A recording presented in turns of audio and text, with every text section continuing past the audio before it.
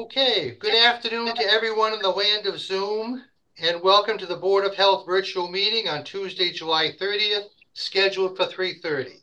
My name is Thomas Corey.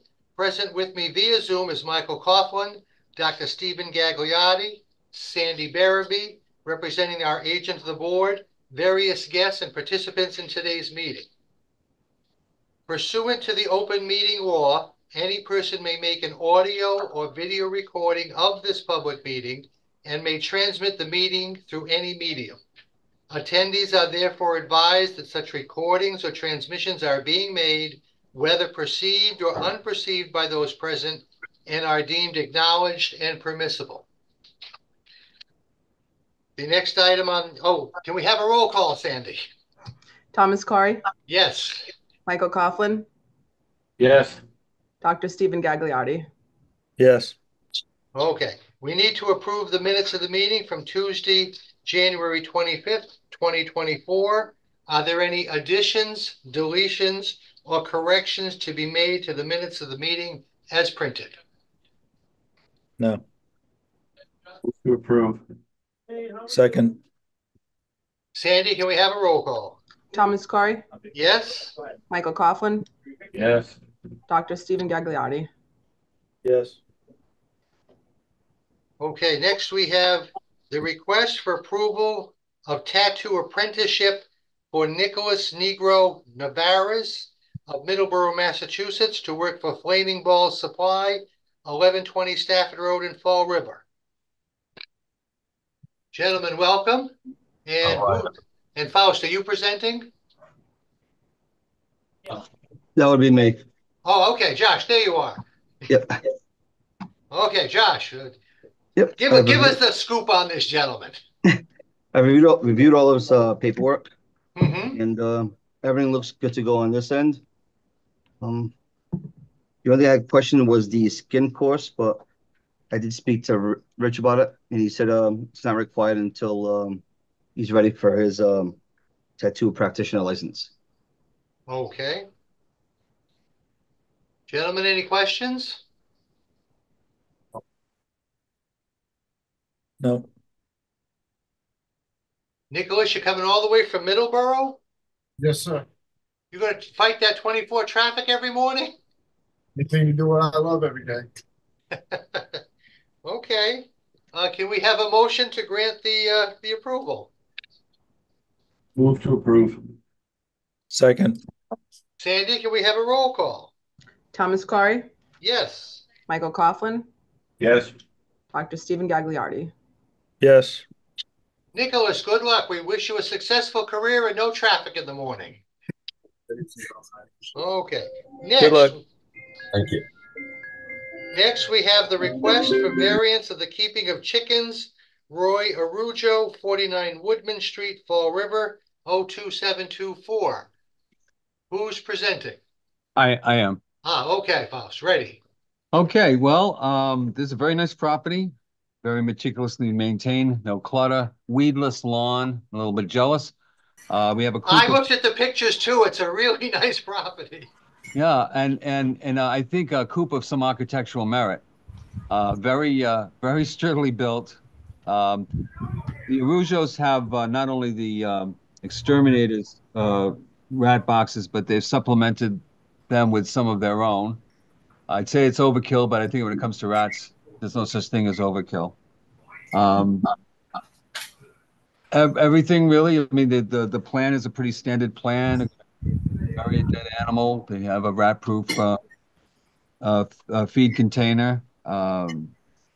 It's a kind of an exemplary property as properties go. The birds themselves have plenty of room in that coop. I can tell you that. And Mr. Ruger, you're here, right? Somewhere. Correct. Yes. I know. I did notice we didn't talk about this. You have some chicken wire. You know, your open picket fence. You know, in the front, but on the west side. Do you let the chickens out to roam around from time to time? Is that why you have that there? All the time. I can eat the vegetables. I have all the vegetables. Portuguese way. Yeah. All right. Well, we've had some issues with escapees. I don't think that's going to happen in this particular property. The whole place is very secure. And I had to really stand right there at the coop to smell chicken. The coop was really clean. I was there unannounced. It wasn't because they cleaned up for me, but it was pretty much spotless. Weirdly so. So, I mean, as these things go, they seem to check all the boxes. Okay, for the record, we did receive a letter in opposition. Yes, right. You have that. Well, they have regular pest control. Your mother needs to get on the list for additional, but that doesn't happen overnight. Hopefully they can get somebody there within a day or two. So, Tom, I'm sorry. Were you waiting for a response from me? Yes. Did you? Yeah, I did. I did see the letter. That one is. That wasn't about selling eggs. I'm sorry. I can't put my hands on it right now. You have that copy of that, Yes. though. Yeah. But from your description, the applicant has done everything that we asked, and you used the word immaculate. So. All there to, if they have Yeah. pest I mean, control, I did get a couple of phone calls from people that didn't want to comment once they learned that the health department. that they wouldn't be selling eggs. That was an objection that I got. And the other one was, and they declined to write the letter once they spoke to me, but they didn't feel it necessary. One was worried about rats, which is a common concern, but that's addressed by the requirements of the permit. Mhm.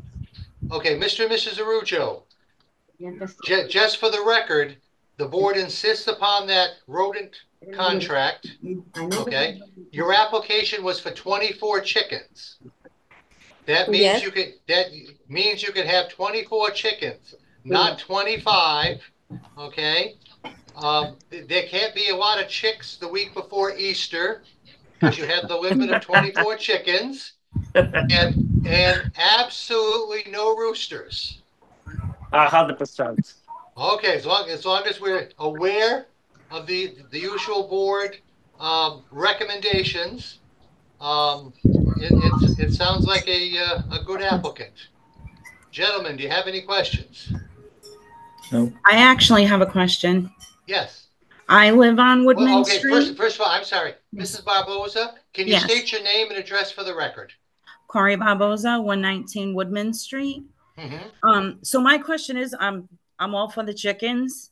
I was just wondering about the rat poison. Like, does this kill the rats right there, or are these rats just, going down for some bird to pick it up and end up with rat poison? That's my concern.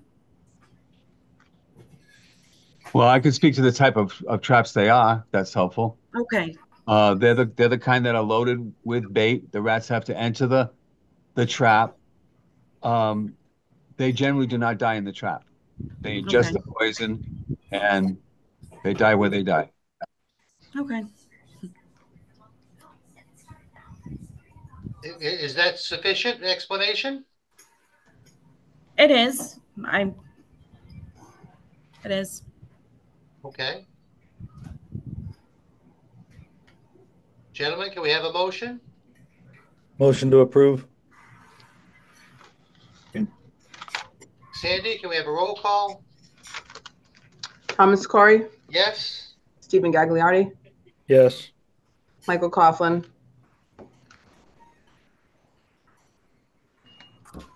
Mike? I said, yeah, you didn't hear me? I said, yes. All right. Okay, Sandy, we're good. All three yeses. Okay, next we have a tobacco violations hearing, second offense of an act to modernize the tobacco control, 7 on 1641 South Main Street, Fall River, 02721. Jennifer, you're becoming a frequent visitor to our meeting. I know. So I'm actually not sure. I just got a text message from the retailer because I tried to reach out to her a few times and I haven't heard back until just now. And I guess she said that her store's been closed. But I guess I'm not sure if she's going to be joining the call. She hasn't given me an answer if she's going to join the call or not. Okay. What does she mean the store is being closed? They're going It out of just- business closed or closed for the afternoon or? It sounds like it's like a going out of business from what she just sent me a text saying the store is closed and has been closed for a month. So, Okay. I never had this one come up before. I know, neither. Uh, First time. Should I still, I guess, continue? when did you do the inspection? So the inspection that I did, the follow-up compliance check was on June 18th, 2024. I guess I'll just go over what had happened. Okay. Okay. So I completed my follow-up compliance check on June 18th. I sent in a female youth buyer. She went into 7 at approximately 11:14 a.m. She was able to purchase a 3-pack of Backwoods cigars. The youth described the clerk as a female with curly hair. She did mention that the clerk asked for her ID. The youth buyer said that they did not have it. The clerk asked for another ID with age. The youth attempted to walk away. The clerk then asked for the date of birth. The youth gave her correct date of birth. And then the clerk waved back the youth into the store and sold to the minor. So I sent a cease and desist for her second offense within 36 months. The fine was $2,000 with a possible 7-day suspension. Okay, but we don't know if the store is actually closed or not. Well, I think we proceed as if it was open, and when they do reopen, then the whatever penalties would still take effect upon their reopening. That's what I would do. Okay. So I motion to put the fine and the 1-week suspension in, with it to start upon their reopening, if they do reopen. I guess the fine should exist, whether they reopen or not, I suppose. That'd be up to you guys. What do you think? Well, the $2,000 is automatic. It's a suspension. Yeah, so $2,000 fine is in place. Suspension Since I joined pending their reopening. Since I joined the board, every time we get a second violation, we have waived the suspension. This is a little different in that the owner isn't here to plead their case. So I for that reason, I'd go along. But I just want to point out, every time this has we've been in this situation. Yes, it's true. We've waived it. The last, we didn't have this situation until maybe 6 or 8 months ago, and then all of a sudden it's popping up once a month. Yeah. Well, this one, kind of, didn't have ID, gave a birth date, wasn't even fake, and then, called the minor back in and sold. So it kind of went out of their way to sell to a minor. Person was, the minor was walking out, called them back in to make the sale. So, I mean, that's, going out of your way to sell to a minor. It's a little different. So I would put the fine in, suspension upon their reopening, if you guys want to do that.